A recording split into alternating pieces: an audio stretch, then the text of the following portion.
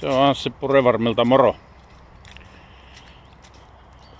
Tuolta syysaurinko vielä lämmittelee kasvoja.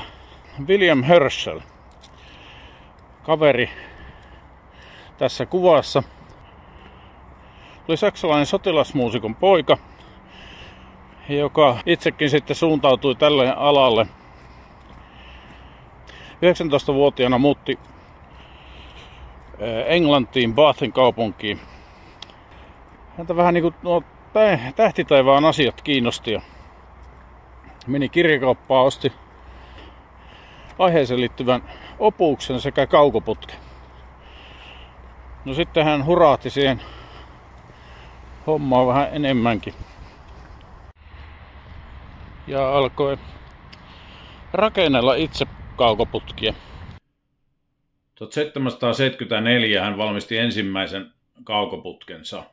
1781 hän sitten teki löydön, josta ehkä hänet parhaiten tunnetaan, eli hän löysi planeetta Uranuksen. Hän alkoi sitten pikkuhiljaa tutkia aurinkoa enemmän ja enemmän.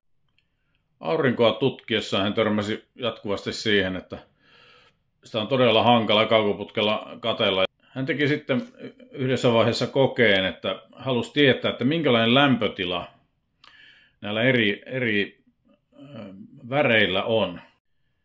Hän teki semmoisen kokeen, että ajoi auringon säteet prisman läpi ja sai sitten sateenkaaren värit siihen heijastumaan paperille ja sitten mittaili lämpötiloja eri väreistä. Ja siinä tuli sellainen havainto, että lämpö nousee myös tämän värialueen ulkopuolella. Ja näin hän löysi infrapunasäteilyn. Herschelin havainnot vahvisti matemaattisesti James Clerk Maxwell 1861 ja lopullinen niitti oli Max Planckin kvanttiteoria vuonna 1900.